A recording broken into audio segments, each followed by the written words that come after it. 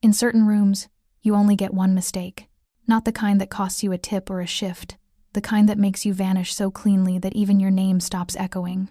That was the rule I didn't know how to say out loud when I took the job at Hawthorne House, a private supper club tucked inside a restored Beacon Hill mansion that looked like old money and smelled like new danger.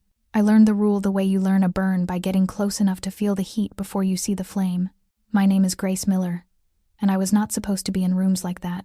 I was a single mom with a tired car, a stack of overdue notices that lived on my kitchen counter, and a little girl who still slept with one hand curled around the corner of my blanket like she didn't trust the world to stay put. Lily was 7, all knees and questions and a kind of hope that made me feel guilty just for being scared. I told myself I was doing this for her.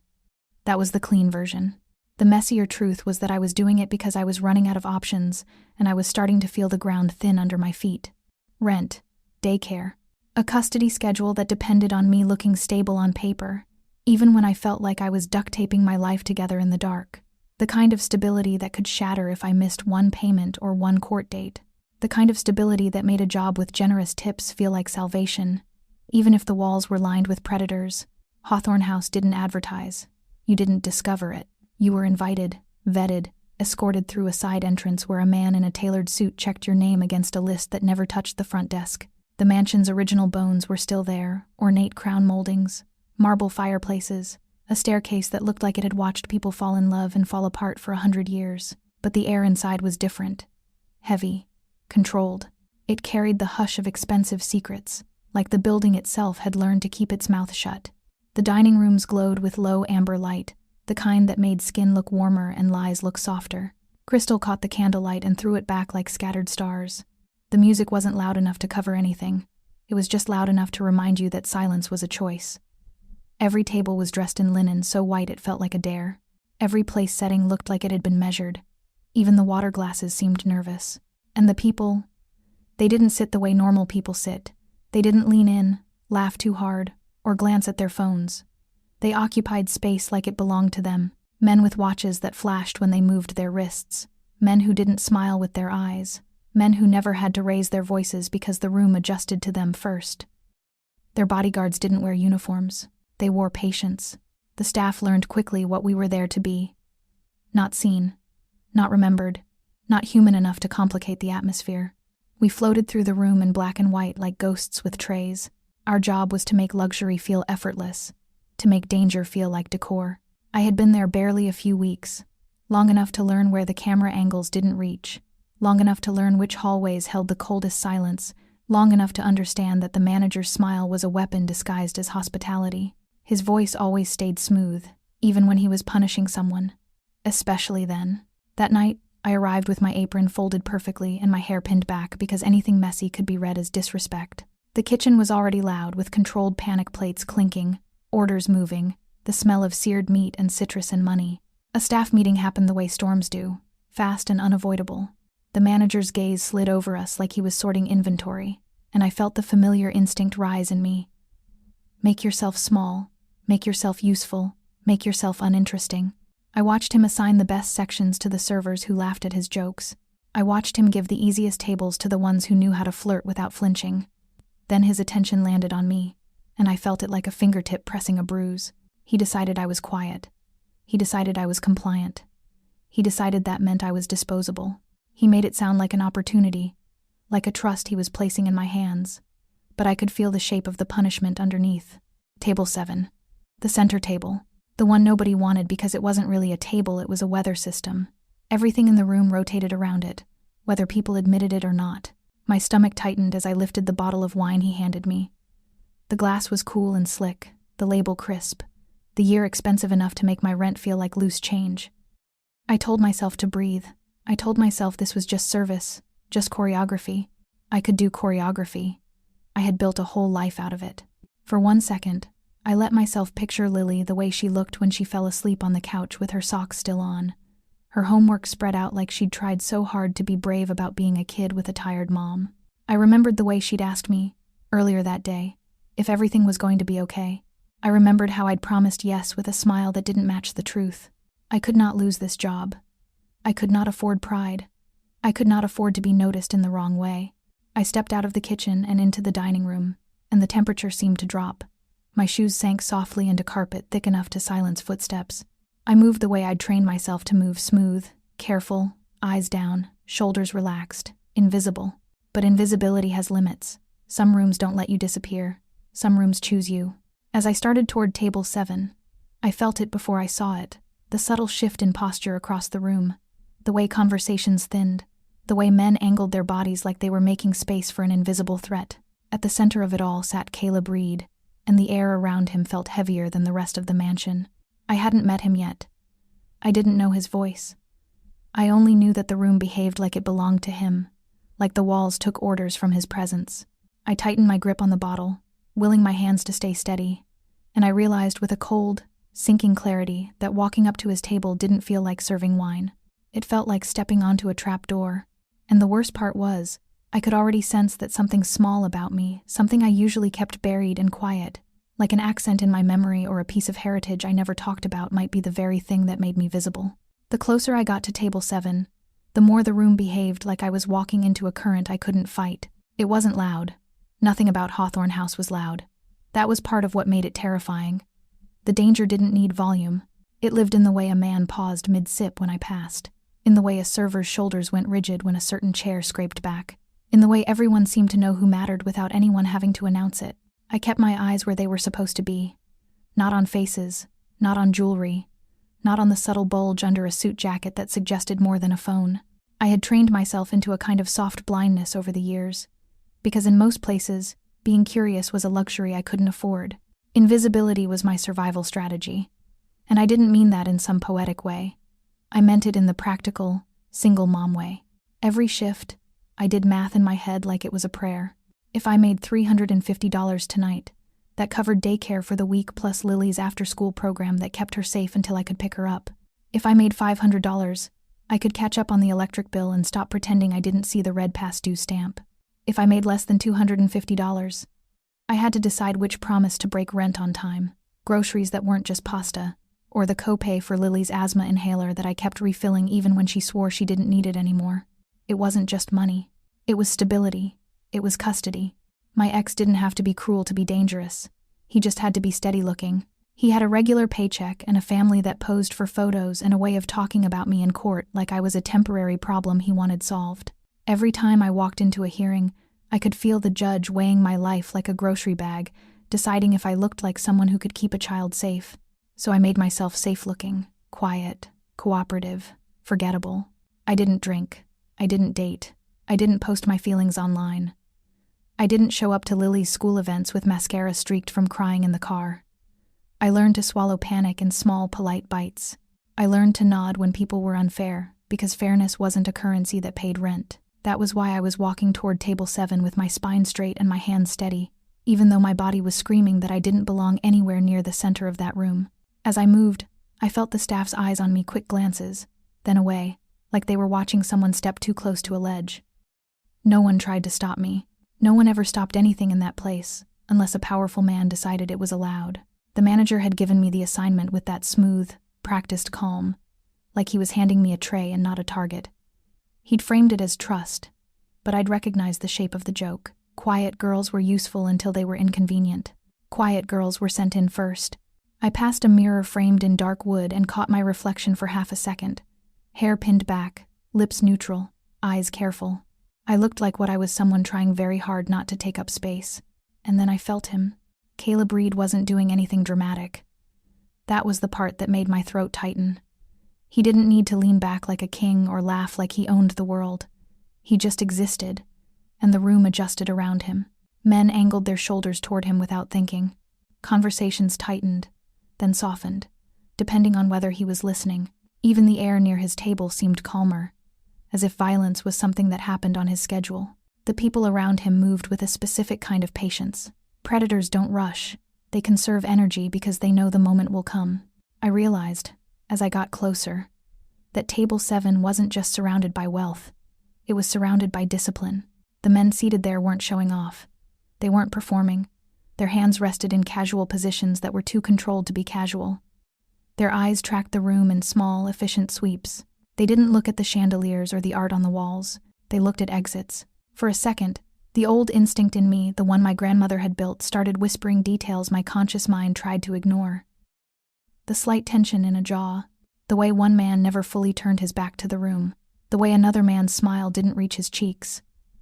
It was like my body recognized a pattern even when my life had taught me to pretend I didn't see anything. Evelyn Miller had raised me on 2 rules, delivered like bedtime prayers. The first was to observe people, always. Not in a paranoid way, she'd insisted, but in a survival way. She taught me to read moods the way other kids learn to read books. She taught me that the most dangerous person in a room wasn't always the loudest.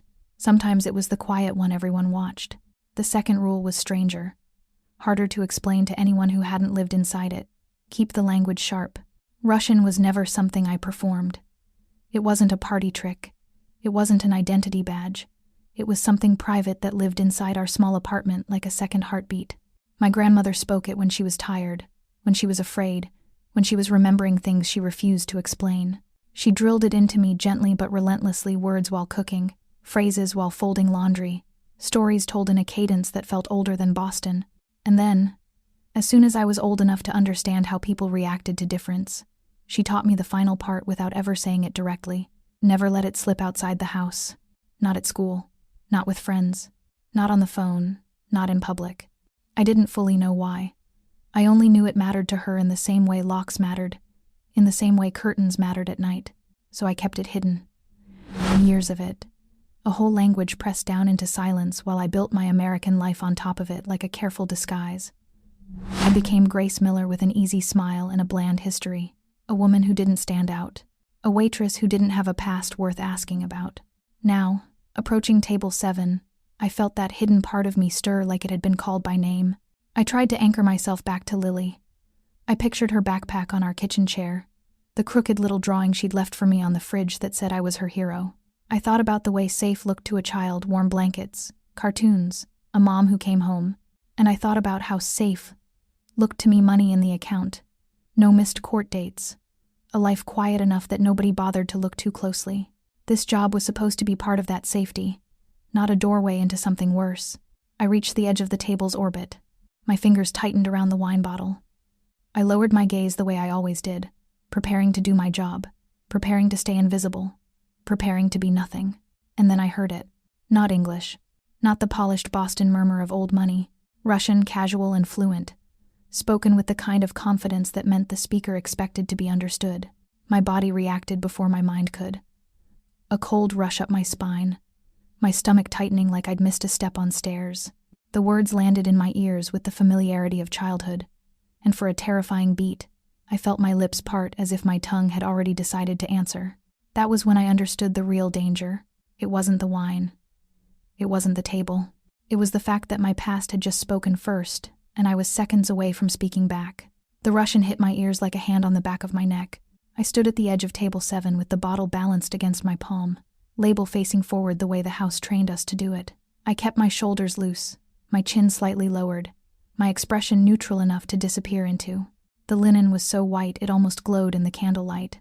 The glassware looked like it had never been touched by anything as ordinary as a fingerprint, and the men seated there looked like they didn't touch anything they couldn't break. There were 4 of them at that table. Maybe 5 if you counted the one who stood a few steps behind Caleb Reed with his hands folded in front of him like he was pretending to be decor. Their suits were immaculate in that expensive way that didn't try to impress you. It assumed you already knew. Their faces were calm, but it wasn't the calm of peace. It was the calm of people who were used to having the final word. Caleb sat slightly off-center, as if the table itself had shifted to accommodate him. He wasn't the biggest man there. He didn't need to be. There was a stillness around him that felt deliberate, like he was conserving motion because he never had to chase anything. As I stepped closer, the room quieted in a way I'd never experienced outside of churches and courtrooms. It wasn't a dramatic hush. It was subtler, scarier. A soft tightening of the air, like a rope being pulled. Conversations at nearby tables didn't stop, but they thinned. Laughter dulled. Even the music felt farther away. It took me a second to realize why. People were listening. Not to me. Not to the wine.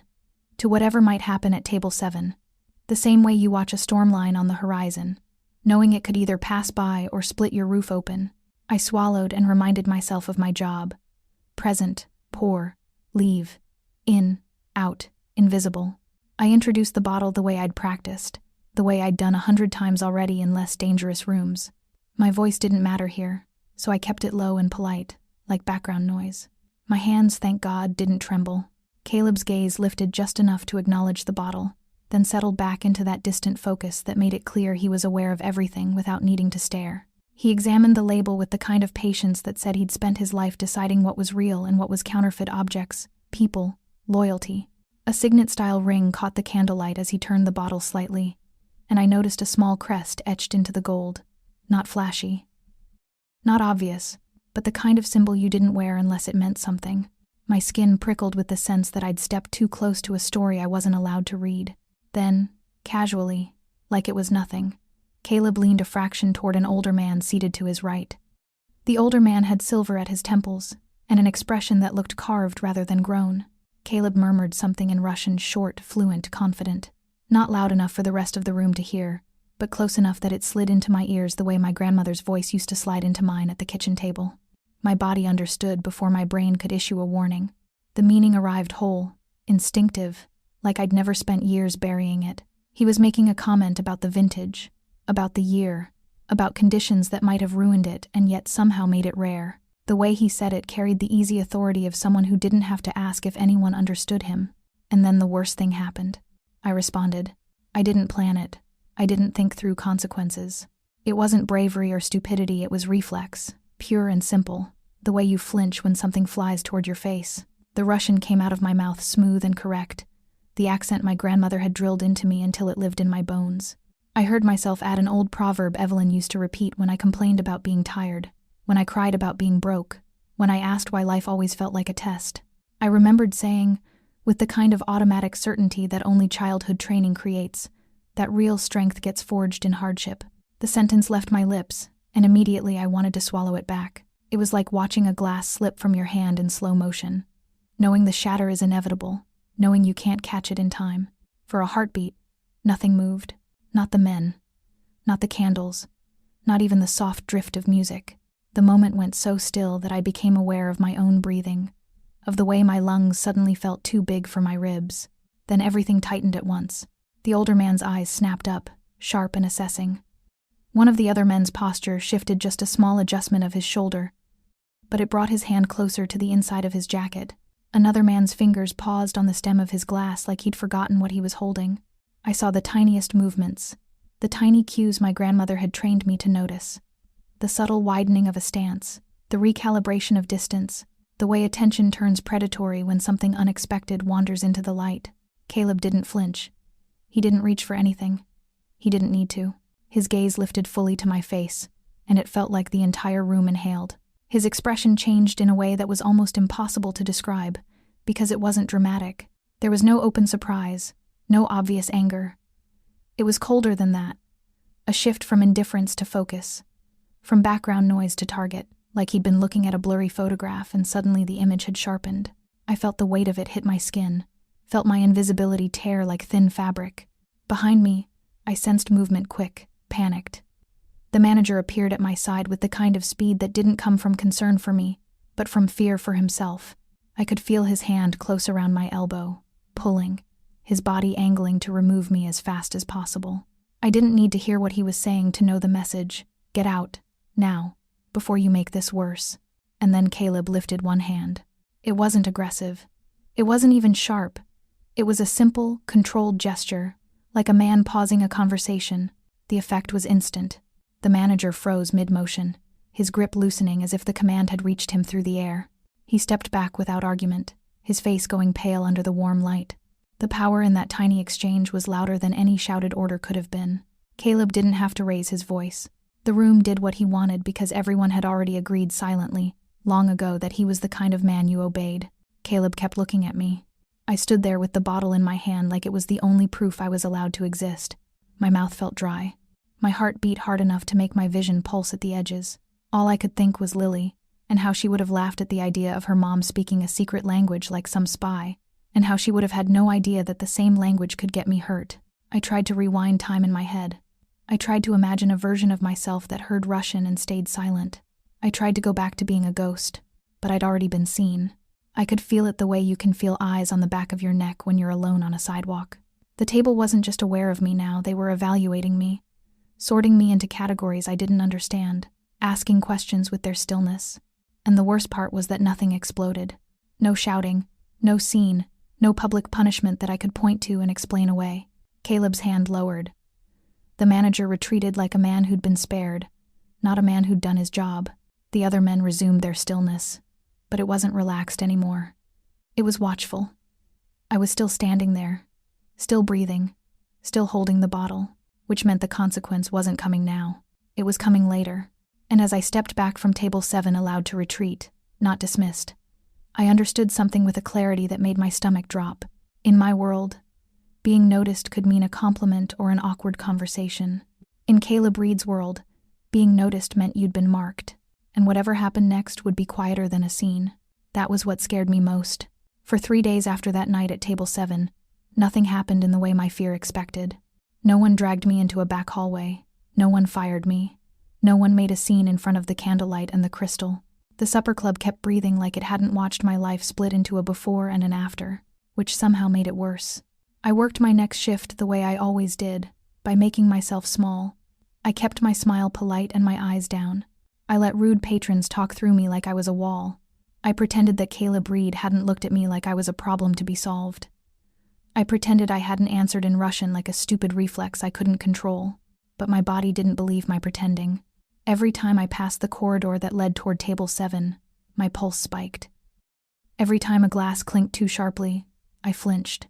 I noticed things I never noticed before. Staff pausing when I walked into the service area, a bartender going quiet mid-sentence, my manager's eyes skimming me like he was checking for cracks.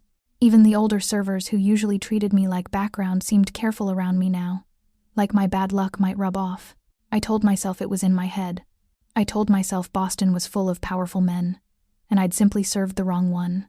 I told myself that Caleb's attention had been a passing curiosity, that he would forget my face the way men like that forgot the names of the people who carried their plates. Then I would picture his expression changing, subtle, controlled, absolute, and my stomach would twist again. I could still feel the temperature drop at that table. I could still feel oxygen thinning. I could still see hands drifting closer to jackets, as if violence lived there like a hidden second skin. I kept hearing my grandmother's voice in my head, not as words exactly, but as a lesson. Evelyn always said that the most dangerous rooms were the ones that stayed quiet. Loud danger warned you, quiet danger watched you. At home, Lily saved me without knowing she was doing it. She'd climb onto the couch beside me after daycare and press her warm cheek against my arm like she was reminding me what real safety felt like. She'd chatter about finger paints and picture books and who got to be line leader. She'd ask why I looked tired, and I'd tell her it was just grown-up stuff, nothing she needed to carry. But when she fell asleep, I did the math again. Rent, daycare, groceries, the late fees that multiplied when you were already behind, the lawyer's email sitting in my inbox about custody schedules and stability. The way my ex used that word like a weapon, as if I didn't know how fragile my life was, as if one bad month could become proof that I didn't deserve my own child.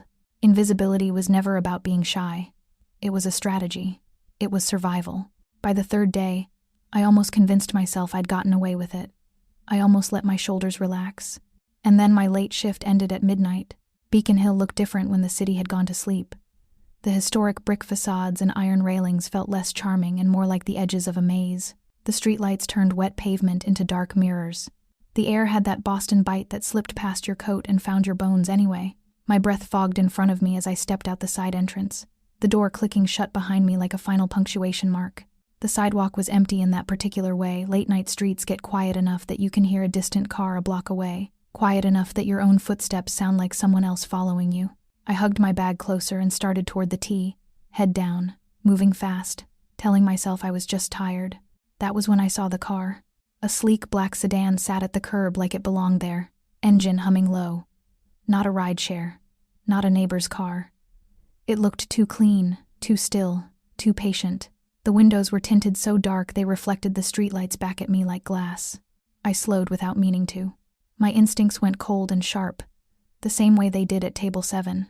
The passenger side window lowered a few inches. A woman sat inside, her hair pulled back tight, her face composed in a way that didn't invite questions. She looked like someone who never had to raise her voice to be obeyed. Her eyes found me immediately, and I felt the strange humiliation of being recognized when I'd worked so hard to stay anonymous. She addressed me by name. Not a guess, not a question, a fact. Then, with the same emotionless precision, she explained that Caleb Reed wanted to see me. She framed it like an opportunity, something professional, something that would pay far more than waitressing. But the way she delivered it made my skin prickle. It didn't feel like an invitation. It felt like a door closing. My first thought was Lily. My second thought was to run. I scanned the street. Empty. No friendly faces. No one lingering by the corner store. Just wet brick, cold air, and the distant hush of the city minding its own business. I imagined sprinting back inside, begging the manager to let me wait until morning. I imagined dialing 911 and trying to explain that a black car was scaring me, as if fear itself was evidence. Then I imagined rent day. I imagined daycare calling because my payment hadn't cleared. I imagined my ex's smirk when he asked a judge whether my life was stable enough for Lily. I imagined Lily's little hands, sticky from finger paint, reaching for mine. The woman kept speaking in that calm, clipped way, laying out the idea of a job like it was paperwork. She implied that Caleb had noticed my skills. She implied that my current life was too small for what I could do. She didn't threaten me. She didn't have to, because the car door unlocked with a soft mechanical sound, and the rear passenger door swung open as if it had been waiting for my decision the whole time. Warm air spilled out. Leather and clean cologne, a polished interior that didn't belong to my world. I stood there on the sidewalk, frozen between danger and desperation, and I hated myself for hesitating. I hated that my mind was even considering it. I hated that motherhood could corner you into choices you would have judged someone else for making. But survival doesn't care about pride. I got in. The door shut behind me with a quiet, final click that felt like a sentence. The car's interior swallowed the street sounds, turning the city into a muted blur beyond the tinted glass. The woman didn't turn around. She didn't offer comfort. She simply signaled the driver, and the sedan eased away from the curb like this was routine. As we moved through the sleeping streets of Boston, I realized something that made my throat tighten. This opportunity wasn't optional. And wherever we were going, there would be security doors and polished floors, and an office high above the city, an office where Caleb Reed already had a file on me, already knew the parts of my life I'd kept hidden, and was about to prove that being invisible had never meant being safe. The car didn't take the scenic route. It moved like it had permission to ignore the city's rules. Boston blurred past the tinted glass wet streets. Silent brownstones. A lone cab cutting through puddles until the neighborhoods shifted, and the buildings started looking newer. Sharper, more expensive. We crossed into downtown like we were entering a different climate. By the time we stopped, my hands were already damp inside my sleeves. The tower in front of us didn't advertise itself. No flashy name lit up the sky. It didn't need to. It stood there in dark glass and clean lines. The kind of building that made you lower your voice without knowing why. The entrance canopy cut the rain into neat, obedient sheets. Even the sidewalk felt controlled. The woman who'd collected me stepped out first and walked ahead like my presence behind her was assumed. I followed because the alternative wasn't really an alternative. My brain kept trying to pretend this was a meeting I could walk away from, but my body had already accepted that I'd been delivered. Inside, the lobby was all marble and hush. The air smelled like polished stone, and money that never had to sweat. No music, no chatter, just the soft click of shoes and the faint mechanical breath of security doors. Men in tailored suits stood at angles that didn't look casual no matter how much they pretended. Their hands were empty, but the way their jackets hung told me what was underneath. Their eyes flicked over my coat, my hair, my tired face, the cheap tote bag I'd carried from my waitressing life like it might be evidence of a crime. I wanted to shrink. I also wanted to scream. A desk concierge gave a tiny nod to the woman with me, not as a greeting but as acknowledgement. A guard stepped out from behind a pillar and guided us toward a bank of elevators that didn't have public buttons. No one asked for my name. No one asked if I belonged. They already knew the answer. The elevator opened after a scan and a code I didn't see.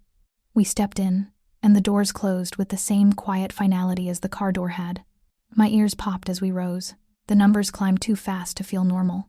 My stomach did that slow, sinking thing it does right before a drop. When the doors opened again, the hallway was carpeted and silent. No cubicles, no bustling staff, just art on the walls that looked like it had never been touched by dust. A camera lens followed me as we walked. At the end of the corridor, a door opened without anyone knocking. I stepped into Caleb Reed's world. His office was glass and height. Floor-to-ceiling windows wrapped the room, Boston spread beneath like a map he could fold. The furniture was minimal, sharp-edged, expensive in a way that didn't need logos. Everything felt chosen to remove comfort. Caleb stood near the windows at first, not posing, not performing. He simply existed there with the same gravity I'd felt in the supper club. He turned as I entered, and the air shifted like it was making room for him. I understood then why men like him rarely raised their voices. They didn't have to. The building did it for them. The people did it for them. The silence did it for them. The woman who brought me in didn't linger. She left like closing a door on a cage. I tried to keep my expression flat. I tried to keep my shoulders straight. I tried to remember every self-respect lesson I'd ever learned. But I couldn't stop thinking about Lily's sleeping face and my mother's old advice that you should never let powerful people see you shake. My anger arrived like a heater switching on in a freezing room. It made me feel less helpless and more reckless, which scared me in a different way. Caleb's gaze settled on me with calm attention, like I was a document he'd read thoroughly and now wanted to confirm in person. He acknowledged the thing that had brought me here without drama, my Russian, the way it had slipped out of me at table 7. He noted it the way someone might note a rare skill on a resume, but his eyes made it clear he understood what it had cost me. Then he said my full name in a way that told me he knew exactly how it fit together. Grace Miller. Not just Grace. Not the waitress. Not a forgotten face. He pronounced it like a label he'd already printed. I felt my throat tighten. I didn't ask how he knew. I didn't give him that satisfaction. I stood there and waited, because I'd learned long ago that sometimes silence was the only weapon you had left. He moved to the desk and slid a folder across its glossy surface. It stopped directly in front of me, perfectly aligned, as if even paper wasn't allowed to be messy in his presence. I stared at it for a beat too long, hoping this was theater, hoping there was nothing inside, hoping my life still belonged to me. Then I opened it. My world was there, flattened into pages. A copy of my driver's license, my old address from before the divorce and my current one, correct down to the unit number. A printed record of Lily's daycare schedule with drop-off and pickup times. A note about my custody arrangement with dates and court filings. Even a photo of Lily in a bright pink jacket outside the daycare gate, her hair messy from wind, her little hand half raised like she'd been mid-wave. My heart didn't just beat. It slammed. There was more. A page about my education, my incomplete degree, the credits I'd finished before life broke and I had to work instead of study. A line that mentioned the scholarship I'd lost when I missed too many classes. A note about my work history, down to places I'd waitressed years ago that I barely remembered. And then the part that made my stomach turn cold. Evelyn Miller. My grandmother's name sat there like a threat wearing a polite font. Her address. A list of routines that felt impossible for a stranger to know her morning walk route. The time she went to the pharmacy. The church she attended on Sundays even when she insisted she wasn't religious. Attached was a photo of her from across the street, taken without her knowledge. She was standing on her porch in her cardigan, holding a grocery bag in both hands, looking small in a way she never seemed to look to me. My fingers went numb. Shame burned behind my eyes. Rage rose up right beside it. Caleb let the folder do what his voice didn't need to. He didn't describe violence. He didn't paint gore. He simply made it undeniable that he could reach the people I loved whenever he wanted. Then he laid out the offer. He framed it as employment professional, structured, high pay, more than I could make, carrying trays and begging for tips. He explained that he needed someone who could move through certain dinners and meetings without drawing attention, someone who could translate not just words but meaning, someone who could catch the unspoken currents in rooms full of men who lied for a living. I felt myself bristle. I felt my pride trying to stand up. I felt the urge to tell him I wasn't qualified, that I wasn't his tool, that being bilingual didn't make me his property. But my eyes kept snagging on Lily's photo, and every brave thought collapsed under that weight. This was the trap. Not a locked door, not handcuffs. Leverage. Caleb's attention shifted, subtle but precise, as if he was measuring my reaction the way a surgeon measures blood loss. He suggested without saying it outright that he saw more in me than the uniform I wore. He implied he could tell I wasn't stupid. He implied he could tell I'd been shrinking myself on purpose. That part hit like an insult and a recognition at the same time. I understood then that my invisibility had never protected me from someone like him. It had only made me easier to pick up and move. My decision didn't feel like a choice. It felt like stepping onto the only solid plank left over deep water. I agreed. I did it the way I signed consent forms at the pediatrician's office, hands steady. Heartsick, because my child needed me to make the adult decision. I accepted because I couldn't gamble with Lily's safety. I accepted because I couldn't risk Evelyn becoming collateral in a world she'd tried so hard to keep me away from. When the meeting ended, I left the office with the folder burned into my memory, even though I didn't take it with me. I walked through the marble lobby again, through the silent security, and I felt the invisible chains tighten with every step. Outside, the air was colder than before. The rain had turned to a fine mist, soft enough to look harmless. But nothing was harmless anymore. As the car brought me back toward my side of the city, my phone buzzed with a new number and a short set of instructions I didn't need to hear out loud to understand. A stylist would come to my apartment. A dress would be waiting. I would be made to look like I belonged in rooms that could erase people. And soon, I would sit at a table with men who spoke Russian like it was a weapon, while Caleb Reed watched to see if I could survive being seen. The stylist arrived at my apartment at 4:45 p.m. like my front door had become a checkpoint. She didn't ask if it was a good time. She didn't look surprised by the toys in the corner, the mismatched curtains, the stack of unpaid envelopes I'd shoved under a cookbook to pretend they weren't screaming at me. She moved through my living room with a rolling case and a calm face, like she'd been inside 100 women's lives right before those lives changed. Lily was on the couch with her knees tucked up, clutching a stuffed bunny whose ears had been repaired so many times the stitches looked like scars. She watched the woman with that careful, too-old attention kids get when they've seen adults pretend everything is fine. I kept telling myself this was work, that it was just one night, that the money Caleb had promised could buy us time, daycare, groceries, a cushion against the custody threat that hovered over my life like a storm cloud my ex's lawyer, the way courts loved stability on paper, the way poverty looked like irresponsibility when you were a mother. But when the stylist unzipped her case and pulled out fabric that looked like it belonged in a magazine, my stomach tightened with the same feeling I'd had opening Caleb's folder. This wasn't a favor. It was a claim. She guided me through it without touching me more than necessary, but even that felt intimate in a way that didn't belong to her. She assessed my body like a measurement, my face like a surface to be corrected, my hair like a problem to solve. She didn't insult me. She didn't have to. The difference between my life and the life she was dressing me for was insult enough. The dress she chose was black and simple in a way that screamed expensive. It fit like it had been waiting for me. It made my apartment look smaller. It made me look like someone who didn't count quarters at the grocery store. I stared at myself in the bathroom mirror and felt two emotions collide, an unfamiliar spark of confidence and a sharper, uglier feeling underneath it, like I'd been wrapped in beauty the way you wrap a package before you hand it to someone else. I kept my voice light for Lily, because that's what mothers do when they're terrified. I told her this was just a grown-up dinner. I told her Grandma Evelyn was coming over to stay with her, and I tried not to think about how that was exactly what Caleb already knew would happen. I promised I'd be home before she woke up. Even though the words felt like a wish more than a plan, Lily hugged my waist and pressed her cheek into the fabric like she was memorizing me. I repeated my promise inside my head like a prayer. Come home safe, come home safe, come home safe. At 6:10 p.m., the car arrived. The driver didn't speak to me. He didn't need to. The route was already decided. My role had already been written. I sat in the back seat with my hands folded, trying not to wrinkle the dress, trying not to look like a woman who'd been dressed by someone else's orders. When we reached the club, there was no sign. No name. Just a dark door on a narrow street that looked ordinary enough to fool a tourist. The men outside weren't in uniforms. They were in suits, but their eyes did the same job as a badge. A quiet scan. A silent decision. Caleb stepped out of his car a beat before I did, and the street seemed to change shape around him. He didn't move fast. He didn't glance around. He simply walked forward like the space had already agreed to open. He didn't speak to me, not in a way anyone else could hear, but his presence beside me felt like instruction. Stay close. Don't drift. Don't get creative. Inside, the air was warm and dim and expensive. Everything had soft edges, leather booths, dark wood, low golden light like the place was designed to blur details. The kind of environment where you could do terrible things and still look elegant doing them. Rules existed here without signage.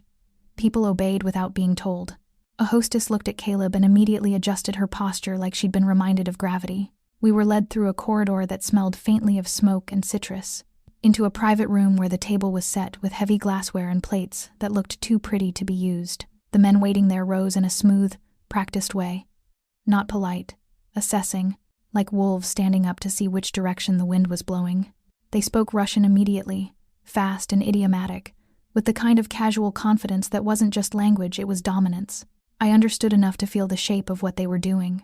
They were testing me, checking if I was real, or if I was just another ornament Caleb had placed beside him. My throat went dry, but my grandmother's voice rose up in my memory the way it always did when I needed a spine. Evelyn had raised me on 2 rules. Observe people closely, and keep your second language sharp, because the world changes when you can understand what others assume you can't. So I did what I'd been trained to do. I answered smoothly, in Russian, with the kind of clean diction that made their eyes narrow for a different reason. I used an old proverb, one Evelyn loved, about hardship forging strength and revealing what a person is made of. I didn't say it like a dramatic line. I said it like something obvious, something you learn young when you've had to survive. The temperature in the room shifted. It wasn't warmth. It was respect, brief, reluctant, real. One of the men laughed, but it wasn't kind laughter. It was the sound of a man recalculating. Dinner began, and the plates filled like nothing dangerous could possibly happen over food this beautiful. The conversation stayed in Russian, too fast for anyone outside the room to follow, and it moved between jokes and business like a blade sliding in and out of its sheath. They talked about shipping routes, about delays at ports, about insurance problems and lost containers. They spoke as if they were bored businessmen complaining about logistics, but the subtext was so loud it felt like a siren in my head. Routes meant territory, delays meant pressure, lost containers meant punishment. Every now and then, Caleb's hand would land lightly at my back when we stood or shifted, guiding me half a step, placing me exactly where he wanted me. It wasn't tender. It wasn't romantic. It was strategy, positioning, a quiet claim that told everyone at the table I was under his control, and the men noticed. As the meal went on, their attention started sliding toward me more often than it should have. They aimed comments at me. They asked questions that sounded harmless, but carried hooks underneath. Where had I learned Russian so well? How long had I been in Boston? What kind of family did I come from?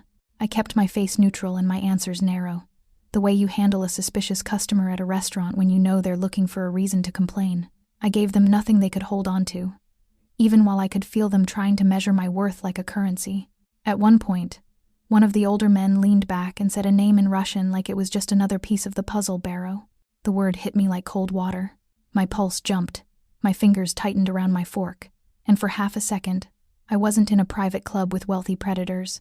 I was 8 years old again, sitting at Evelyn's kitchen table while rain tapped the window, listening to her tell me softly, urgently, that there were certain names you didn't repeat, certain families you didn't invite into your life, certain histories that didn't stay buried if you gave them air. Barrow had been one of those names. I forced my face to stay calm. I swallowed the reaction like a secret. Across the table, Caleb's gaze flicked to me, not dramatic, not obvious, but sharp enough to tell me he'd seen something move inside me. I realized, in that exact moment, that my past hadn't just followed me into this room. It had just been called out in front of men who knew how to weaponize it, and I had no idea why. The name Barrow kept echoing in my head long after the plates were cleared. I held my face still the way I'd learned to do at tables that wanted a reaction from you. I kept my breathing shallow. I made my eyes polite. Inside, my memories were rearranging themselves like someone shaking a snow globe. Evelyn's kitchen, her lowered voice, the way she'd made certain names feel poisonous. I hadn't understood back then. I understood enough now to feel my body trying to run while my feet stayed planted. The room didn't erupt. No one stood up and pulled a gun. That almost made it worse, because it meant the danger had rules. It meant everyone here knew how to wait. When the dinner ended, the procedure kicked in like a machine. A door opened before we reached it. A hallway cleared. Staff moved the way they moved around Caleb. Efficient, quiet, pre-trained. No one asked me what I wanted. No one acted like I had a schedule or a child at home. I told myself to focus on Lily.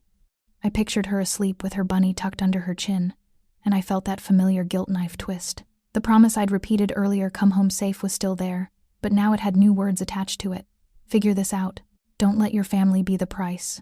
Caleb didn't need to touch my back this time. People made space for him, and the space carried me with it. Outside, the city was still there. Streetlights, damp air, distant traffic, but it felt like a set built around something more real happening just out of sight. The car door opened for me as if it had been waiting all along. I slid into the leather seat and stared at my hands in my lap, trying to calm the small tremor in my fingers. We left the club district and moved through Boston like we were escaping the surface of something. Neighborhoods blurred past. The lights thinned. The sound of nightlife faded into the low hiss of tires on wet pavement. The farther we drove, the more the world emptied out, and the more obvious it became that safe in Caleb's universe didn't mean gentle. It meant controlled. I started noticing the layers.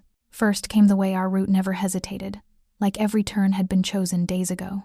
Then the unmarked vehicles that appeared behind us and ahead of us, not tailing, not guarding in an obvious way, just existing in formation like quiet punctuation. We crossed a bridge where the harbor water looked black and heavy, and my stomach sank because I realized we weren't going anywhere public. This wasn't a hotel. This wasn't a boardroom downtown. This was an endpoint. The first gate looked like the entrance to a private neighborhood. Stone, iron, tasteful lighting. But the second gate was where the illusion fell away. Cameras that didn't blink.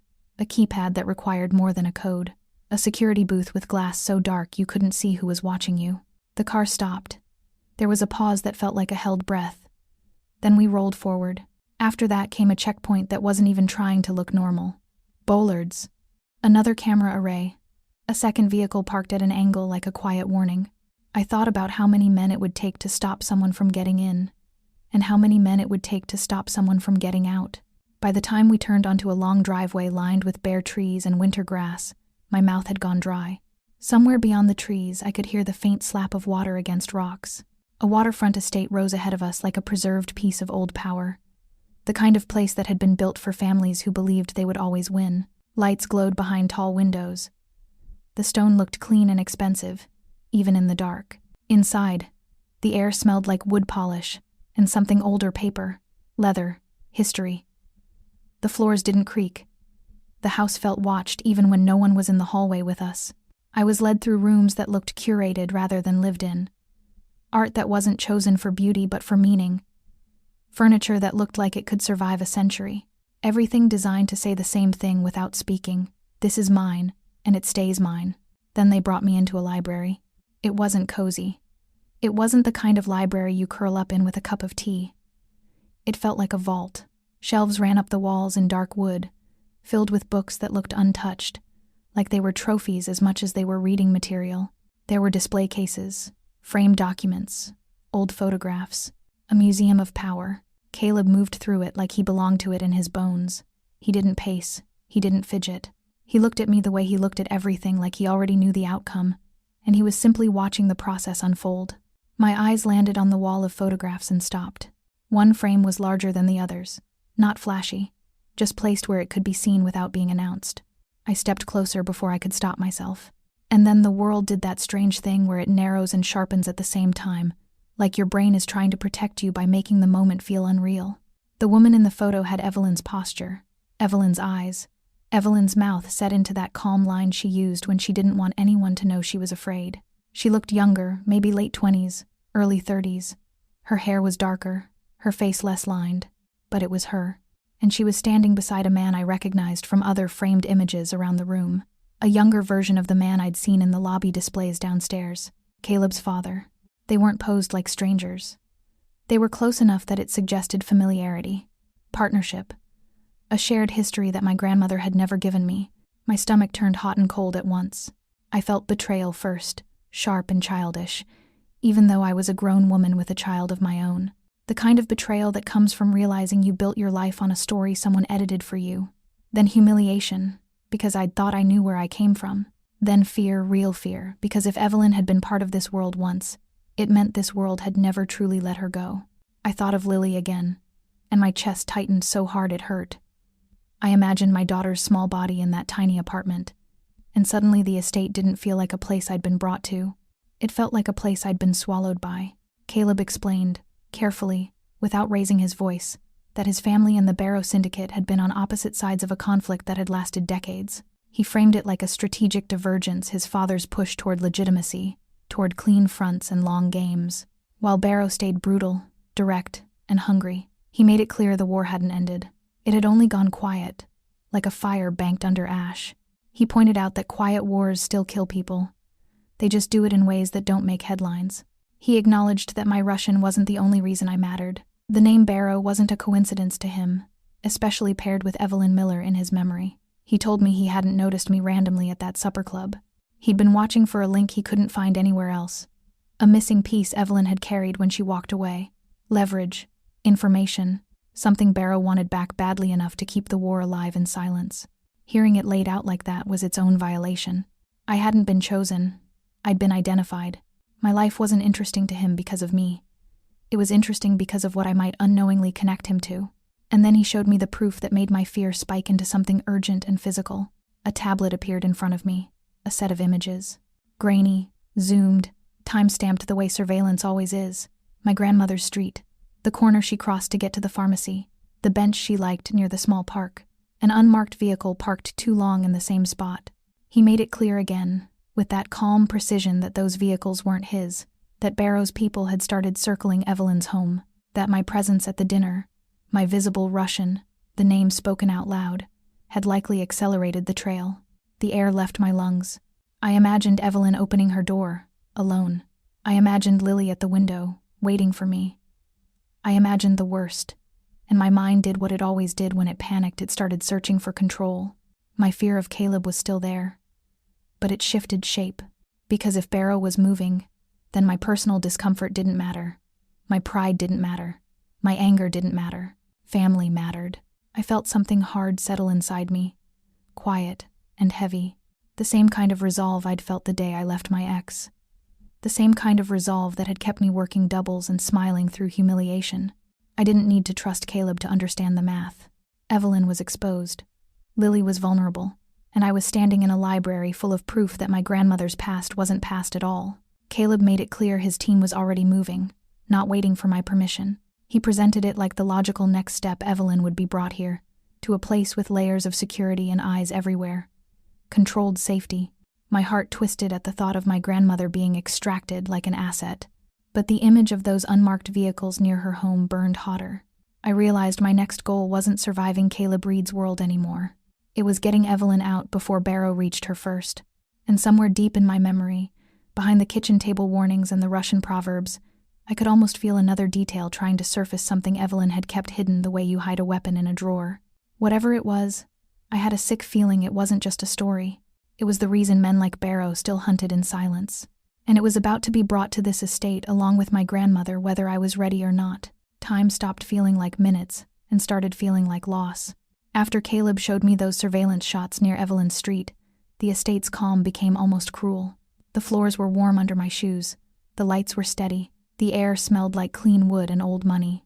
Outside, somewhere beyond gates and cameras, people were moving toward my grandmother like a slow tide. Inside, everything stayed polite. That contrast made my skin itch. I kept thinking about how Evelyn moved through her days. Same pharmacy, same bench, same habit of pausing to look at the water even when it was cold enough to sting. She'd built routine the way some people built walls, quietly, patiently, believing it would keep the world out. And now routine was a map someone else could read. I tried to sit. I couldn't. I tried to breathe normally. My lungs refused. Guards passed in the hallway in measured steps, radios low, faces blank. On a nearby wall, a bank of security screens showed angles of the driveway, the gates, the shoreline, the front lawn. Cameras didn't blink.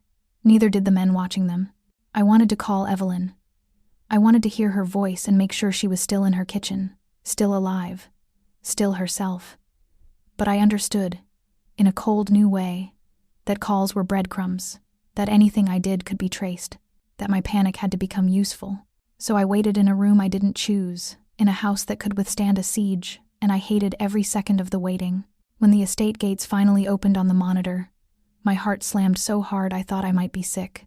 2 vehicles rolled in, slow and controlled, as if even arriving had rules. The convoy moved through the driveway like a practiced routine, tires whispering over gravel. A 3rd car followed at a distance. I stared at the screen until my eyes burned. Then I saw her. Evelyn stepped out of the back seat with the same dignity she'd carried through every hard thing life had thrown at her. She wore her dark wool coat, the one with the repaired button. Her gray hair was pulled back the way she always did when she wanted to look proper, as if being proper could keep danger away. A security man offered an arm. She didn't lean on it, but she accepted it like a queen, allowing a servant to help her down a stair. I didn't realize I'd moved until I was in the hallway, and then the doorway, and then I was crossing the polished floor too fast for the space to feel real. The moment I reached her, relief hit me first. Pure, shaking relief. the kind that makes your knees weak. I smelled her perfume, lavender and soap, and it unlocked something in my chest like a latch. I wrapped my arms around her before I could stop myself. Her coat was cold from outside. Her hands were warm, firm, familiar. She held me the way she always had, like she was steadying something fragile without saying it was fragile. For one breath, I was a kid again, safe in her kitchen, listening to the kettle sing. Then the second wave came.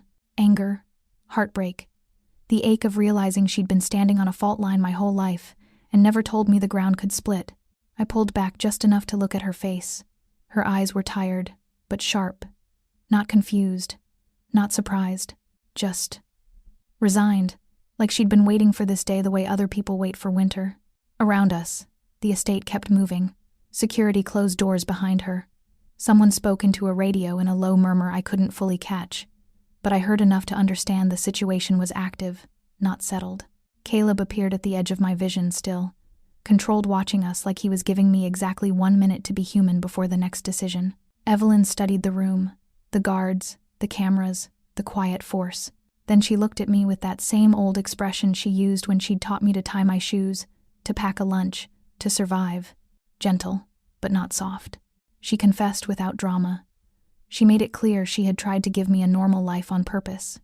She'd hidden names, buried photographs, swallowed entire chapters. But she'd train me anyway: language, observation, caution, because she'd always believed hiding wasn't the same as escaping. She'd expected the past to come looking. She just hadn't wanted it to find me when I was too young to fight back. Hearing it spelled out inside my own head, in my own words, felt like swallowing something sharp. I wanted to say she'd stolen my choices. I wanted to say she'd made me small on purpose. But my eyes kept going to her hands, and I remembered what those hands had done. Worked, cooked, cleaned, held me up, held Lily, held a whole household together on a fixed income and sheer will. The truth was, Evelyn hadn't hidden the past because she didn't trust me. She'd hidden it because she loved me. And love, I was learning, could be a kind of control too. Caleb guided us into a smaller room off the library. Not cozy, just quieter. A place that felt designed for decisions. The security screens were still visible through a doorway, and I could see men shifting positions as they watched the perimeter. Evelyn's gaze drifted to an object on a side table, almost like her eyes had been pulled there by a string. My music box.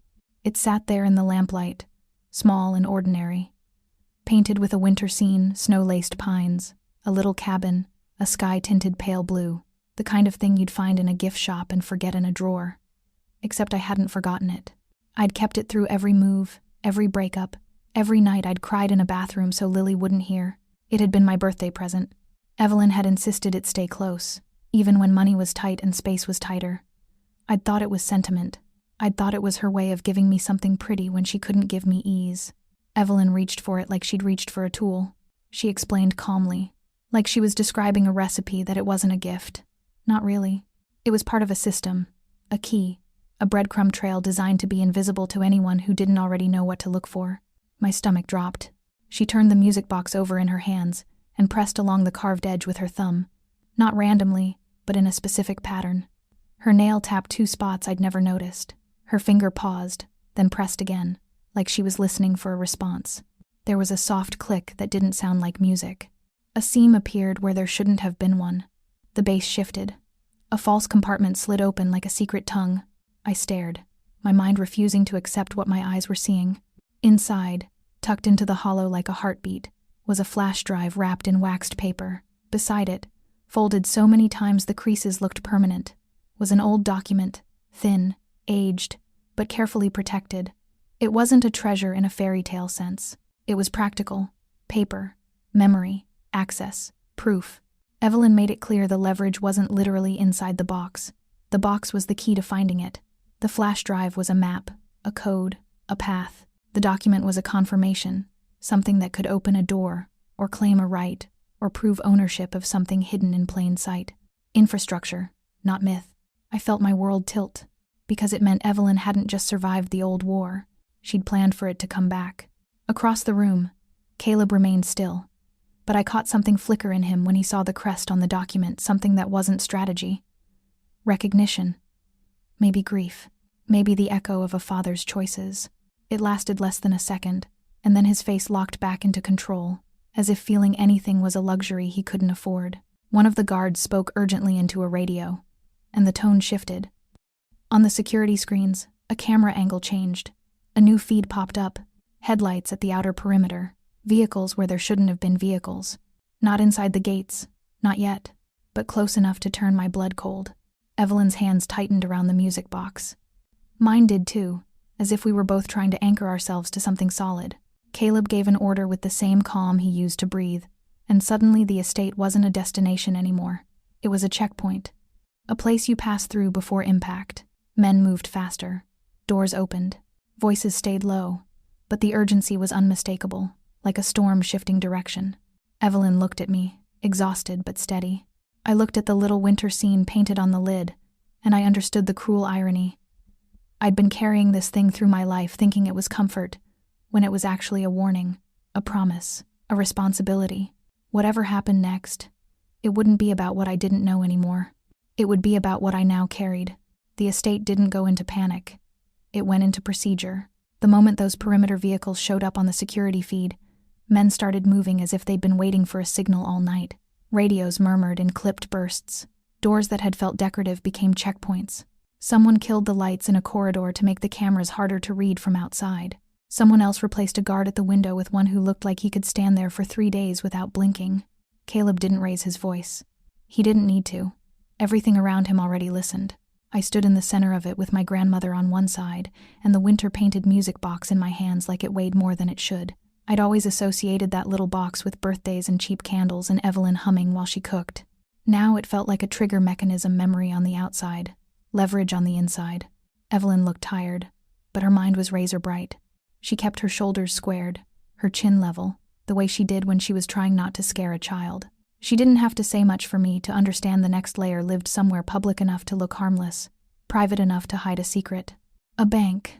A place built on silence and locked doors and paperwork that could outlive people. My thoughts kept trying to jump ahead to Lily.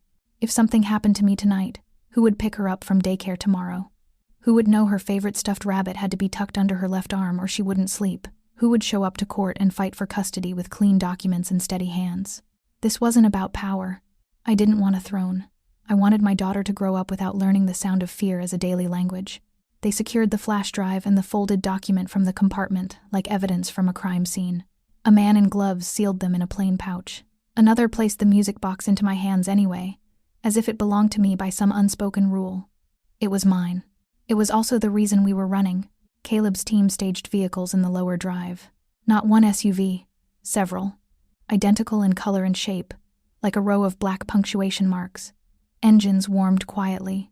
Doors opened and closed with soft, heavy clicks. People moved with the kind of calm that comes from rehearsal. They didn't leave in a single line. A decoy convoy rolled out first 2 SUVs, slow and casual, as if carrying nothing more than a wealthy family heading to dinner. A second decoy followed a few minutes later, taking a different road, headlights deliberately steady. We waited. The waiting was worse than movement. It gave my brain time to invent endings. Then we moved. Evelyn was guided into the center vehicle with a care that felt almost gentle until I remembered it was still control. I climbed in beside her, music box tucked against my ribs. Caleb took the seat opposite us, his presence filling the space without needing to spread out. 2 men rode up front. Another SUV slid into position behind us. Another took a parallel route, close enough to appear in mirrors at intervals, far enough to avoid looking like an escort. The gates opened. The estate let us go. Boston at night looked polished from inside, tinted glass streetlights reflected on wet pavement. Storefronts closed, the harbor air cold enough to feel clean. I should have found it beautiful. Instead, I counted taillights. Every time a car lingered behind us longer than a few blocks, my throat tightened. Every time we stopped at a light, I watched reflections in the windows, trying to catch movement that didn't match the rhythm of traffic. Evelyn sat with her hands folded, composed like a woman on her way to church, not a woman carrying a war back into the open. I could tell she was listening not to the city, but to patterns. She'd spent a lifetime studying what people did when they thought no one noticed. I tried to do the same, but my body kept dragging my mind back to Lily. I pictured her in bed. I pictured her waking up and calling for me. I promised myself quietly, fiercely, that I would go home, that I would not let my child's life become a footnote in someone else's violence. Caleb's calm was almost infuriating. He watched the road like he owned it, like danger was just weather. But I also caught the smallest shifts, the way his gaze hardened when a vehicle appeared twice in the same stretch of road, the way his posture changed by a fraction as we turned onto a route that felt less public, more deliberate. We arrived at the bank without fanfare. From the outside, it looked like Boston respectability stone, brass, a facade that had been there long enough to feel permanent. The entrance we used wasn't the front doors. It was a private client access point on the side, unmarked except for a camera tucked into the corner and a discreet keypad that never lit up until someone approached. The door opened because Caleb was there, not because we asked nicely. Inside, the air felt different, sterile, controlled. It smelled like marble and paper and quiet money. The hallways were too clean, the carpet too thick, the lighting too soft. There were security measures everywhere, but they were designed to be invisible to the kind of people who didn't need to notice them. A staff member appeared and led us through private corridors without meeting my eyes. I could feel their fear in the way they moved, efficient, careful, eager to be forgettable. I recognized that instinct. It had kept me alive for years. The safe deposit level was colder. The metal doors looked like they belonged in a movie until I felt the realness of them, the weight, the locks, the sense that this place was built for secrets that mattered more than people. Evelyn took the lead there. She didn't seem intimidated by the mechanisms. If anything, she looked like someone returning to a room she'd once left in a hurry. The folded document from the music box was referenced, verified, and treated with the kind of respect usually reserved for power. There was no dramatic announcement, just a quiet, immediate compliance that told me this had been arranged long before I was born. A deposit box was accessed. My breath caught as the drawer slid out. Inside wasn't a pile of cash or jewels. It was a second container, sealed and deliberate, a small wooden case, darker than the surrounding metal, with a crest burned into the lid. Something about that symbol made the air shift. I saw it in Caleb before he could hide it. A flicker that wasn't strategy. Grief, maybe. Or recognition. A brief human crack in the armor. For one heartbeat, hope rose in me like a flare. We're close, I thought. We're actually close. And then the world snapped. At first it was distant, sharp impacts that didn't match the quiet of the bank. A vibration in the floor that didn't belong to normal movement. The kind of sound you feel before you understand it. Then alarms began to wail. The polite hush turned into a mechanical scream. Lights flashed. Doors that had opened easily a minute ago began to lock down. Somewhere above us, glass shattered, the noise echoing down the stairwell like a warning. Gunfire followed closer now. Unmistakable, not constant but deliberate, like someone knew exactly how much chaos they needed to create. My body reacted before my mind did. My hands clamped around the wooden case as if letting go would mean losing everything. Evelyn's breath hitched beside me, then steadied. She reached for my arm, not to hold me back, but to anchor me. Caleb moved between us and the corridor in a single, smooth shift. His men formed a shape around us that felt practiced, not improvised. One of them checked the hallway, then signaled. Another pulled us away from the open room and into the shadow of a reinforced door. The sound of bullets hitting something heavy made my stomach flip. I could smell hot metal and dust. The bank's clean air filled with the harsh bite of alarm systems and sudden fear. This was what normal life looked like when it died. Not slowly, not with warning, but in a sharp, ugly cut. We didn't run in a straight line. We moved in bursts, pause, scan, move. Caleb's team guided us through a back corridor that felt like it wasn't meant for clients at all. Service passages, emergency access, a door that shouldn't have been there unless the bank had planned for exactly this kind of day. Behind us, the noise escalated. More shouting, more alarms, more impacts. Ahead, a guardrail door opened into a stairwell, and the sound changed, bouncing differently, closer to the outside. When we finally reached street level, the night air hit my face like a slap, cold, wet, alive, with sirens starting to rise in the distance. We shoved into a waiting SUV that appeared like magic because nothing about this was magic. It was preparation. It was money. It was war. The doors slammed. The engine roared. Tires grabbed wet pavement. I held the wooden case on my lap as if it contained Lily's future, because in some twisted way, it did. Evelyn's face was set now, grim acceptance carved into her features. Caleb's gaze was fixed ahead, jaw tight, attention sharpened to a blade. As we pulled away from the bank, I caught a glimpse of flashing lights reflecting off glass. And I knew we weren't just leaving a building. We were leaving the last illusion that this could be contained. The sirens grew louder behind us, and the city ahead looked suddenly narrow, like every street was a funnel. And somewhere out there, someone was already following. Sirens didn't sound like help anymore. They sounded like a clock. The SUV tore through wet streets with the kind of speed that made every red light feel like a dare. Boston blurred into streaks of neon and brake lights, and my body still carried the bank in it, my ears ringing, my throat raw from breathing alarm air, my muscles locked as if the next impact was guaranteed. I sat in the back with Evelyn pressed close beside me, the crest-marked wooden case on my lap. My hands wouldn't stop shaking. I tried to clamp down on them, tried to force steadiness into my fingers, but adrenaline doesn't care about pride. It keeps moving even when the danger is technically behind you. Across from me, Caleb looked carved out of stone and strain.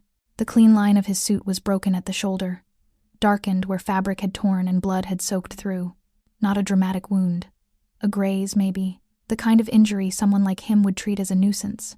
But the way he held himself just a fraction too rigid, jaw set a fraction too hard, told me he was paying for control with his own body. He kept one hand braced against the seat as the SUV swerved. The other stayed close to his side as if he was refusing to acknowledge the pain until it had permission to exist. Evelyn watched him once, then looked away. She wasn't cold, she was focused. She'd lived long enough to understand that sympathy in the wrong moment was a distraction predators used. The convoy was gone now. Decoys scattered. We were smaller, exposed, a single black vehicle trying to look like every other wealthy person's ride while the city's sound system screamed pursuit behind us. I thought of Lily again because I couldn't not think of her. Every siren felt like it might be the one that ended with an officer knocking on my door, asking questions Lily shouldn't hear. Every hard turn made me picture her small hands clutching my sweater, the way she did when she sensed my fear even before I spoke. I pressed my palm flat against the wooden case like it could anchor me. The crest burned into the lid seemed sharper now, as if the symbol itself was a blade. Evelyn guided us without a map in her hands. She didn't need one. She gave quiet directions through the rhythm of her certainty, and the driver followed them immediately. The route changed twice down narrower streets, past closed shops, through a stretch where the buildings leaned in and the pavement glistened like oil. When we finally turned into a back alley, the SUV didn't slow so much as it slipped into shadow. A delivery door waited there, plain metal with peeling paint, the kind of entrance nobody looked at unless they were supposed to. We stopped with the engine still running. The alley smelled like wet brick and garbage and old snow that had melted into dirty water. Then the door opened from the inside. Warmth hit me first. Not emotional warmth, actual heat. Yeast and sugar, cinnamon. The dense, comforting scent of bread being baked by someone who still believed morning would come. It hit me like a slap of normal life. A thick-armed older man stood in the doorway. He had flour dusting his forearms like pale scars, and he moved with the efficiency of someone who'd worked before dawn for most of his life. He didn't stare. He didn't ask who we were. He looked past us, into the alley, and his whole posture tightened in a way that said he understood danger without needing it explained. He motioned us inside immediately, his actions making it clear that questions were a luxury and we were broke. We slipped into the bakery through the back, and for one surreal second I saw the front of it in my mind, glass cases, pastries lined up, the kind of place where people brought kids on Saturday mornings for a treat, the kind of place Lily would press her nose to and beg for something with frosting. The reality was different. The ovens were real. The warmth was real. So was the hidden fear that lived under every normal surface. The owner moved us through a narrow corridor, past sacks of flour stacked like sandbags. The bakery hummed with quiet machinery. Somewhere in the front, I could faintly hear the soft chime of a bell above a door, as if customers might wander in at any moment. Then he stopped in front of a freezer that looked too ordinary to matter. He put his hands on it in a specific way, and the shelving beside it shifted not much, just enough for a seam to appear. A concealed latch. A panel that wasn't a wall at all. A bunker. A relic from a different era of Boston, when illegal whiskey and whispered deals had needed places to hide. The past didn't disappear. It just changed costumes. We slipped inside one at a time. The space behind the freezer was tight, concrete and old wood, the air cooler and drier than the bakery's heat. The moment the door sealed behind us, sound changed. The world muffled. My own breathing became too loud. A private storm trapped in a small room. Caleb didn't waste time. His attention dropped to the wooden case on my lap like it was the only thing that mattered now. Because in a way, it was. Evelyn reached for it with fingers that trembled for the first time since the bank. Not from fear. From age and adrenaline and the weight of what she was about to unlock. The case had its own stubbornness. A small lock. A seam that didn't give easily. Evelyn's hands worked the edges with practiced familiarity, but strain made her fumble, and that single slip made something shift in me. I was done being dragged. I leaned in, heart hammering, and helped. I found the catch by feel, the way she'd taught me to find hidden things in plain sight. Pressure in the right corner, a slight slide, a movement that was more memory than logic. The lid opened. Inside, there wasn't a fat paper ledger like my imagination had expected. There wasn't a pile of documents that could be waved around like proof. There was a single sheet, folded carefully, and a small plastic sleeve with layered credentials, access codes, a set of coordinates, and a sequence of numbers and words that looked meaningless until you understood the kind of system they belonged to. Digital, distributed. Not one ledger, but a network. Something that could travel as long as someone carried the path to it. My mouth went dry. Because paper could be burned, a drive could be smashed, a safe deposit box could be emptied. But a human mind, once it memorized something, became the last vault. Evelyn's eyes lifted to mine, and in that look I felt her confession more clearly than any words could explain. She had trained me for this. Not for romance, not for adventure, for the moment when secrecy stopped being a choice and became an emergency. Caleb's gaze sharpened, and his control didn't soften even as his injury bled through his shirt. He made it clear through urgency, through the way his posture angled toward me, that these codes needed to live somewhere no one could steal. In me, I stared at the sheet until the numbers started to blur, then forced myself to start over. I broke the sequence into pieces, repeating it in my head the way I used to repeat vocabulary as a kid. I tied the numbers to images. I anchored them to Lily's birthday, to my address, to the pattern of the winter scene painted on my music box. Anything to make it stick. My lips moved without sound, my breath shaping silent repetition. Then the world outside the bunker shifted. A noise from the front of the bakery muffled, but wrong. A thud. The bell above the front door chiming too hard, too fast. Not a customer, not a delivery. The owner's voice rose briefly, firm and controlled, like a man trying to hold a line with nothing but tone. Another sound cut it off. Not a gunshot. Something more chilling in its simplicity. The crash of something breaking. The scrape of boots, the sudden silence that follows when fear takes over a room. We'd been tracked. My stomach dropped so hard it felt like falling. Caleb moved closer to the bunker door, his body angling instinctively, not with panic but with a plan. The injury in his shoulder didn't stop him. It just made his movements tighter, more economical. Evelyn's hand closed around my wrist. Her grip was warm and strong, a reminder of every time she'd pulled me back from danger without ever telling me why. The pressure in my head intensified. The numbers, the codes, the coordinates. I repeated them again, faster now, afraid the next seconds would erase everything. Outside, footsteps crossed the bakery floor. A drawer slammed. A voice that wasn't the owner's carried through the walls, muffled but aggressive. The hidden door shuddered slightly, as if someone had leaned on the wrong surface and felt the hollow behind it. My breath turned shallow. The space felt smaller. I kept repeating the code in my head until it wasn't a sequence anymore, but a pulse, because the truth landed with sick clarity. The paper could be taken, and the box could be stolen, and Evelyn could be dragged back into the dark.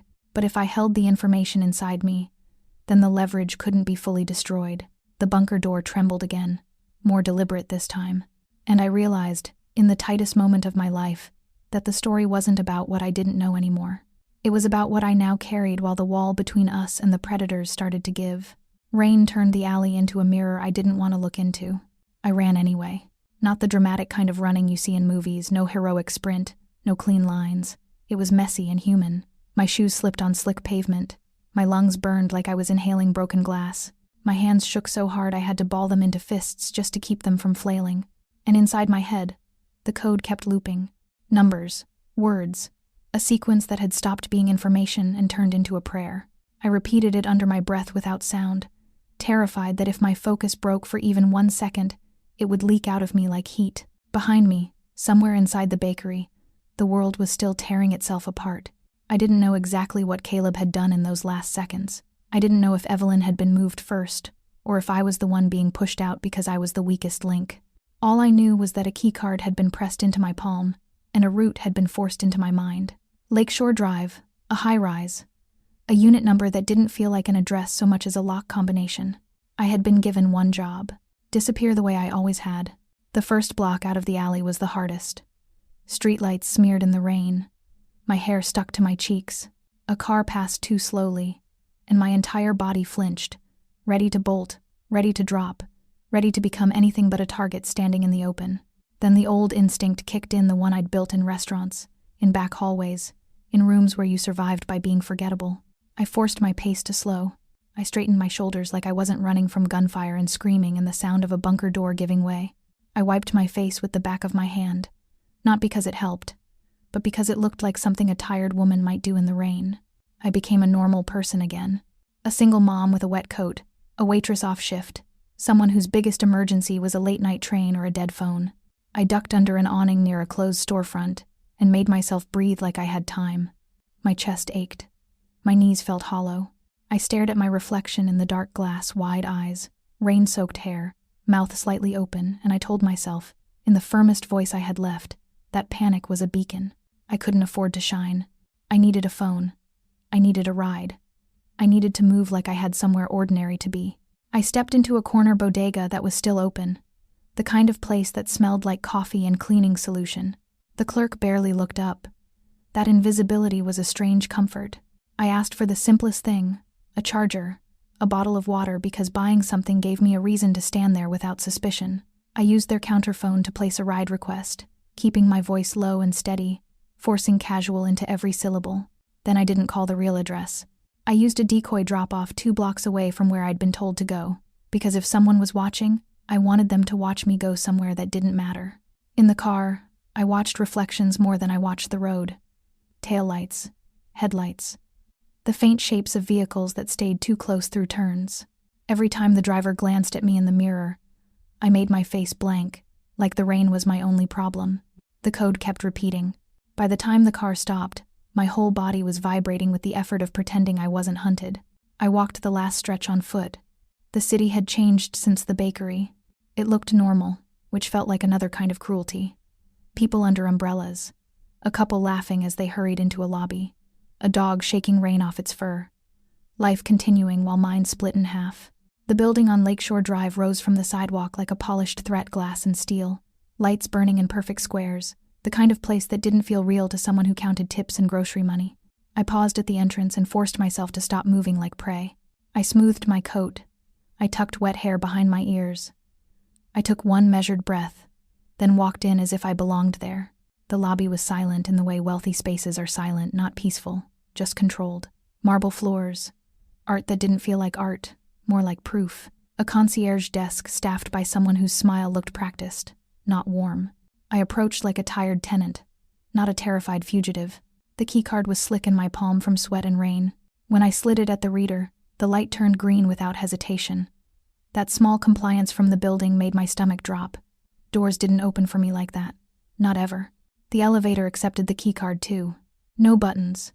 Just a quiet glide upward, my reflection staring back at me from mirrored walls. I thought of Lily so suddenly my throat tightened. It hit like a physical ache.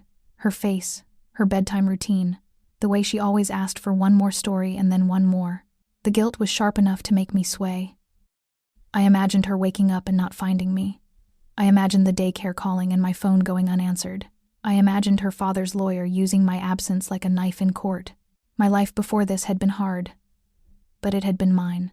Now I was locked inside someone else's plan. When the elevator opened, the hallway was quiet enough to hear my own heartbeat. The door at the end looked like any other expensive apartment door until I noticed the camera above it, small and discreet, and the reinforced frame that didn't match the building's sleek design. Luxury, pretending to be normal. A fortress, hiding in plain sight. The keycard worked again. The door unlatched with a soft sound that felt too gentle for what it meant. Inside, the apartment was minimalist and stunning, floor-to-ceiling windows revealing black water and city lights reflecting off Lake Michigan. Furniture arranged like it belonged in a magazine. The air smelled clean, almost sterile. And yet the first things I noticed weren't the view or the marble counters. They were the cameras tucked into corners, the thicker-than-normal door, the secondary lock system, the faint hum of something I couldn't see, security tech living behind walls. A man waited near the kitchen island, standing with the stillness of someone who had spent years being paid to stay alive. He looked older than Caleb, broad-shouldered, with close-cropped hair and eyes that didn't waste emotion. He carried himself like military, like order. Grant Hayes. I didn't learn his name because he introduced himself with friendliness. I learned it because the space around him demanded titles. He studied me with a fast, efficient assessment. Wet clothes, shaking hands, no visible weapon, visible fear. Then he began laying down rules in a tone that left no room for debate. He made it clear I couldn't stand near windows at night, that lights needed to stay controlled, that calls couldn't be made freely, that routines were dangerous, that leaving was not an option, that if I needed anything, it would be routed through him, screened, verified. Every rule sounded logical. Every rule felt like a cage. My first instinct was to fight him, to demand my phone, to demand a way to reach Lily, to tell him he didn't get to rewrite my life with bullet points and surveillance. But the second instinct, the one that mattered more, was terror. Because if I couldn't contact Lily, then I couldn't explain my absence. And if I couldn't explain my absence, then the world would punish her for my disappearance. I felt my eyes sting and forced the tears back, because crying in front of men like Grant Hayes felt like bleeding in front of sharks. I pushed all my focus onto one question that couldn't wait. Lily. Where was she? Was she safe? Was she sleeping in her bed, believing I'd come home? Grant gave me partial reassurance without softness. He made it clear there had been people assigned to check on Lily indirectly, quietly, without alerting anyone watching. He implied that her routine hadn't been disrupted yet, and that the goal was to keep it that way. It didn't comfort me the way it should have, because yet was a word that could destroy a mother. Then he delivered the rest of the update like a report. Evelyn was secured at a secondary location. Not here, somewhere safer, in case this place was burned. She was exhausted but stable. Caleb was alive. Not fine. Not untouched. Alive in the way people are alive after they've taken on too much and paid for it. Grant implied that Caleb had taken a worse hit during the bakery diversion. Either while buying time or while keeping the trail from following me. He was being treated. He was being kept out of public sight. The enemy had been slowed, not defeated. The quiet terror of that sank into me. I was in a luxury apartment overlooking water and lights, and it still felt like a war zone, just a silent one. Grant turned on a muted screen near the living room wall. News footage played without sound, and even muted, it screamed. Flashing lights outside the bank, blurred images of law enforcement moving in formation, headlines about a shootout, about chaos, about federal interest. He didn't have to say the words out loud for me to understand. The FBI would be circling now. After something like that, the city didn't just watch. It tightened. Cameras got checked. Warrants got signed. People who'd been invisible suddenly became visible in databases and footage and timing. I felt sick, because the law was supposed to mean safety. But safety wasn't simple anymore. If I ran to the police, I wouldn't be handing them a clean story about a scared waitress. I'd be handing them Caleb's world, Evelyn's secrets, the distributed leverage sitting in my memory like a live wire. I'd be detonating everything in every direction: Barrow's violence, Caleb's crimes, my grandmother's past, my own complicity just by standing here. And if I stayed inside a world where protection came with conditions, where doors opened for names, not for innocence. Grant watched me process it all with the patience of someone who'd seen panic before and didn't respect it until it turned into action. Then he led me to a wall of built-in shelves near the hallway. They looked decorative, like staged books and minimal sculpture, until he pressed on a specific spot, and the entire bookcase shifted. A hidden room opened behind it. My stomach dropped again. Inside was a small workstation, multiple monitors, secured lines, a laptop already open and waiting. A chair pulled back as if someone had been expecting me for hours. Grant made it clear this was why I was here. This was what Caleb had protected when he bled at the bakery. This was what Evelyn had built into a music box, and a case and a set of rules meant to survive men like Barrow. I stepped closer, my feet heavy, my hands cold. The screen waited for input, a blank field, a prompt for access. And suddenly the truth hit so hard it stole my breath. The power had shifted to me, not because I wanted it, because I was the one who remembered. I sat down, fingers hovering over the keyboard, the code repeating in my head one last time, steady, relentless, carved into me now. All I had to do was type it, and the moment I did, I wouldn't just be opening a file, I'd be opening a door I could never close again. My fingers hovered over the keyboard long enough for my wrists to start aching. I could feel Grant Hayes behind me, not breathing down my neck, not rushing me, just existing like a locked door. I could feel the apartment's cameras watching from corners that pretended to be decoration. I could feel the whole city outside those windows, Lake Michigan, black and endless, moving on as if this was just another night. Inside my head, the code repeated one last time. Then I typed it. The screen didn't explode. No dramatic sound, no flashing red warning. just a quiet shift and access window opening like a curtain pulled back. And there it was. Not one file, not one ledger, not even a folder. A system. Decades of transactions nested inside each other like bones inside bones. Shell companies layered over charities, over real estate holdings, over legitimate import businesses that looked clean until you followed the money far enough. Territorial agreements disguised as shipping contracts. Consulting fees that were really payments for silence. Names that felt like myth until I saw them printed over and over again across time. Evelyn hadn't been hiding a secret. She had been hiding a map of the city's bloodstream. The shock wasn't intellectual. It wasn't the kind of surprise you process with your mind. It hit my chest first, like pressure. Like grief. Like someone had reached into my ribs and squeezed. Because the deeper I went, the more I recognized patterns that had shaped my life long before I understood words like leverage or syndicate. Addresses that meant nothing to me on paper but carried weight when I remembered them. Streets my grandmother avoided. Neighborhoods she insisted we drove around, not through. The names of community foundations that had once mailed scholarship brochures to my high school. A hospital wing that had treated my mother in her last months. A property management company that had owned the first apartment I rented when I left home. The one with the broken locks and the cheap paint. I stared at those lines until my eyes blurred. It wasn't just corruption. It was inheritance. My entire life had been brushed by decisions made before I could read. Decisions made by men who signed papers in quiet rooms and called it business. Decisions that trickled down into whether my mother got good care, whether my school had funding, whether my rent went up, whether I had to work double shifts while Lily slept in a daycare cot. And now Lily's future depended on what I did with the truth. I thought about her the way I always did when fear got too big, her small hands, the warm weight of her against my shoulder, the way she believed safety was something adults could guarantee if they just tried hard enough. I had promised her I would come home.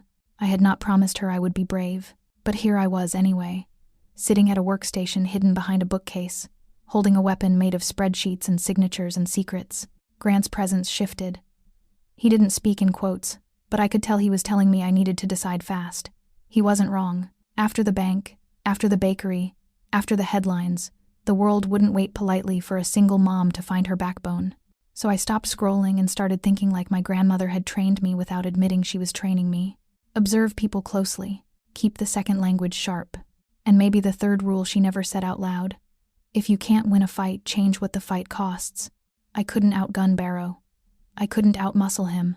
I couldn't out-terror him. But I could make hunting me expensive. The plan didn't come as inspiration. It came as a cold, practical shape. A deterrent. A dead man's switch, except I was alive, and I intended to stay that way. I built it in layers. Multiple recipients, multiple time releases, multiple sealed packets that would open themselves if I didn't check in. A federal contact list that wouldn't feel like betrayal so much as insurance. Rival networks that would salivate over the truth. Journalists who could smell a scandal like blood and water. Regulators who would have to act once the evidence landed on their desks. The goal wasn't to punish everyone. The goal was to make my death unprofitable. Then came the second part, the part that felt harder, because it required me to think like the predator I hated. What did Victor Barrow actually want? Power, yes. Fear, yes. Territory, yes. But most of all, survival. A way to keep what he had without living forever in the shadow of prison, bullets, betrayal. A way to step into legitimacy without losing face. A way to turn brutality into contracts and call it evolution. People like him didn't retire into sunlight, but they did sometimes accept an exit ramp if you built it wide enough and lined it with money. So I started drafting something that felt almost obscene, a legitimacy proposal, restructuring plans, legal pathways, audits that looked voluntary but were really control, the removal of certain enforcers not as punishment, but as operational risk reduction, a transition timeline that offered profit and protection while quietly stripping his ability to hunt. It wasn't forgiveness. It was strategy. By the time the sun started thinning the darkness outside the windows, my hands were steady. My stomach was still tight, but it wasn't panic anymore. It was purpose. The meeting couldn't be private. Private rooms were where people disappeared. It had to be public, visible, costly. So the location was chosen like a chess move.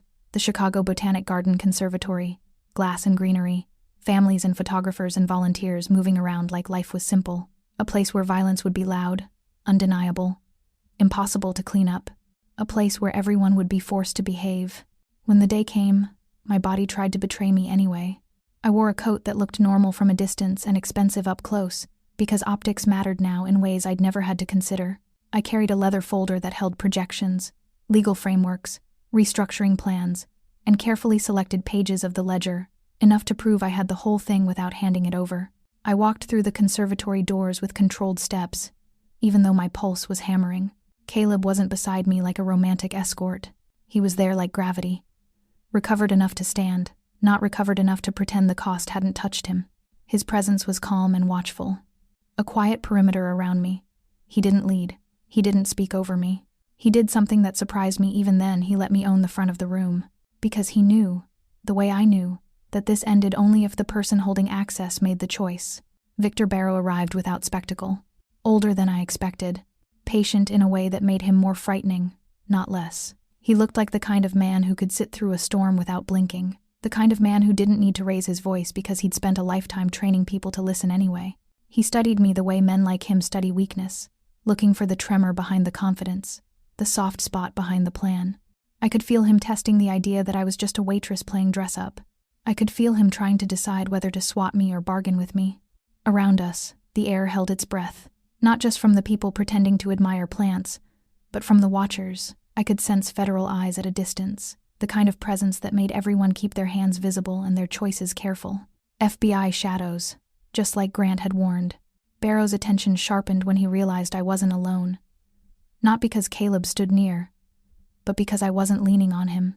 I wasn't asking him to speak for me. I wasn't shrinking. And then he went for the blade that mattered. He brought up my parents. Not in detail, not in a way I can repeat like a quote, but in a pointed reference that made my stomach drop. A reminder that he knew where grief lived in me, that he knew there were gaps in my family story I still didn't understand, that he could turn my own history into a weapon if I let him. For a split second, I almost cracked. I felt that old, familiar helplessness rise, the feeling of being small, of being pushed, of being told my life was decided by other people.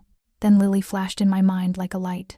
Her laugh, her trust, the way she looked at me when she was scared, waiting for me to make the world safe again. Evelyn's hands too aging, stubborn, still warm, still fighting. I steadied myself by anchoring to them. And I did the one thing Barrow couldn't predict, because men like him aren't used to being offered anything but threats. I offered him a future, not kindness, not mercy, a deal. I made it clear through calm explanation and the structure of my folder that the ledger had already been layered into a timed release system. If I died, if I vanished, if Lily or Evelyn were touched, the truth would cascade outward into federal agencies and rivals and regulators like a flood no one could stop. Not even him. I didn't say it with bravado. I said it like math. Then I showed him what he could gain if he stopped hunting and started transitioning. A legitimacy exit ramp that preserved profit and status. A controlled restructuring that kept him alive, kept his core power intact, and made him untouchable in a different way through legality instead of fear. It came with conditions that weren't negotiable. Certain enforcers removed, certain routes audited, certain practices ended, boundaries carved in stone. Evelyn and Lily were untouchable. I was untouchable. The hunt ended. The twist wasn't that he listened. The twist was that he kept listening. Because behind the predator patience, I saw something else. Calculation shifting. Incentives rearranging. The recognition that a public garden was the worst place to start a war and the best place to end one. The deal wasn't easy. It dragged. It tightened. It demanded concessions from both sides. It required proof, timelines, oversight, and risks that made my skin crawl. But it held, because I had changed what violence cost. Caleb's role remained what it should have been: support, not spotlight. He accepted the risk. He respected the strategy. He didn't pretend this was about his dominance. He treated my leadership like something real. When we finally left the conservatory, nothing felt triumphant. It felt like survival. The war didn't end because someone won a fight. It ended because I forced a new set of incentives, and everyone involved understood that exposure and profit were now tied together like knots. 1 year later, I stood under bright lights in a polished headquarters that still didn't feel fully real. The company had a new name, clean, modern, carefully branded. Cameras flashed. Business elite smiled too widely. A ribbon waited to be cut. A stage stood ready for speeches. Evelyn sat in the front row, hands folded, eyes sharp and proud in a way that made my throat tighten. She looked smaller than she had when she first arrived at Caleb's estate, but she also looked lighter, like she'd put down a weight she'd carried alone for too long. Lily stood near me, dressed in something soft and bright, her hair neat, her face open, safe, thriving.